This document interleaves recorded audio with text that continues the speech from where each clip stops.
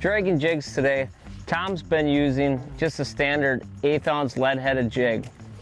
He's got a wider gap here than what I've got. I'm using a weedless jig. Tom spoke earlier that he likes to have 100% more hookup without having that weed guard in the way. Me, myself, I personally do prefer the weed guard because we're ticking through a lot of rocks, the occasional brush, clam beds.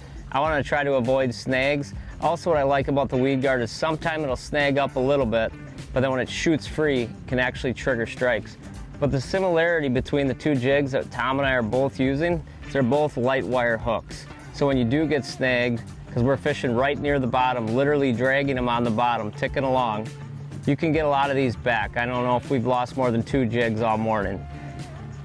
We're both using 1/8 ounce jigs because the current we're in, that's just about the right amount of weight to be maintaining that constant contact with the bottom.